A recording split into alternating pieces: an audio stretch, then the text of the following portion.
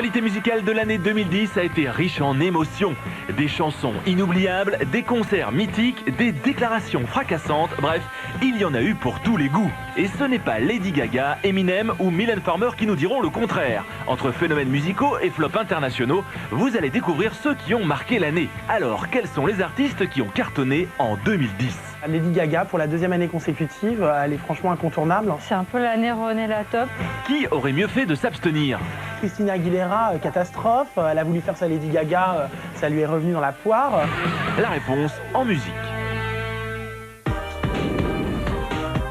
S'il y en a une qui a véritablement brillé cette année, c'est bien Katy Perry. 36 millions d'albums vendus dans le monde, tournée mondiale à guichet fermé, la California Girl a fait un carton avec son album pop acidulé Teenage Dream. Katy Perry, c'est un bonbon. C'est une sucrerie. C'est rose, c'est acidulé juste ce qu'il faut. Avec Kiss the Girl, toute la planète s'en souvient encore. Et ben, elle a réitéré l'exploit l'été dernier avec California Girls, qui est devenu vraiment le tube de l'été 2010.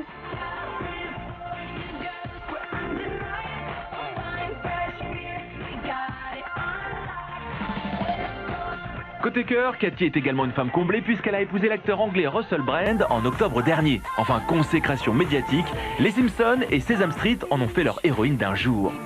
Hi, Elmo. Hi, Miss Katie. Are you ready to play dress up? Dress up? We blew the budget on Katy Perry. Someone totally needs a hug. I kissed a girl and I liked it. De son côté, Rihanna n'a rien à envier à Katy Perry puisqu'elle a aussi connu une année extrêmement faste. Tatouages, micro-shorts, cheveux rouges, la diva n'a pas lésiné sur les moyens pour faire vendre ses disques. Son album Loud s'est écoulé à plus de 2 millions d'exemplaires dans le monde en un mois, un record. Notez aussi que Rihanna sera... Eminem, lui non plus, ne connaît pas la crise du disque et il l'a prouvé l'année dernière en confirmant son grand retour musical.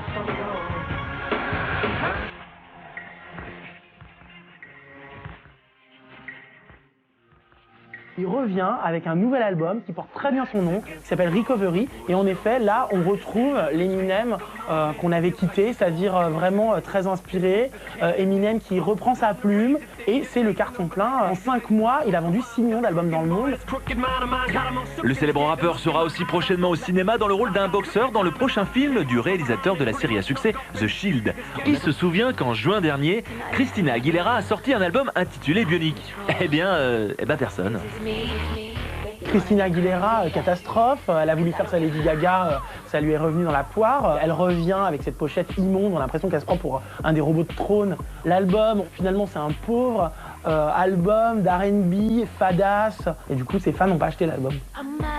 En revanche, la présence sur les écrans de la Bimbo, aux côtés de la chanteuse Cher dans Burlesque, semble beaucoup plus exciter ses fans.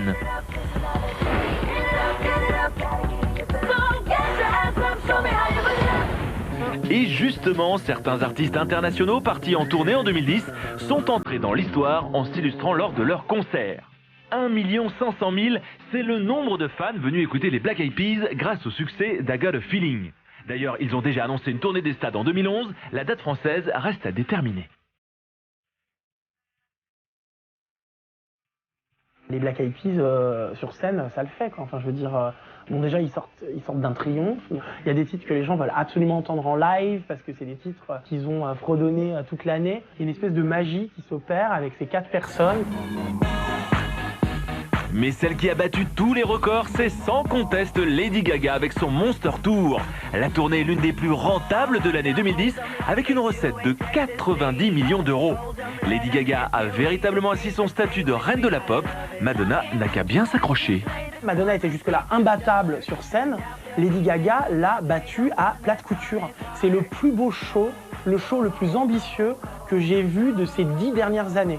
Il y a une vraie communication avec le public, c'est une excellente musicienne, elle joue du piano, elle chante pour de vrai, c'est une showgirl totale.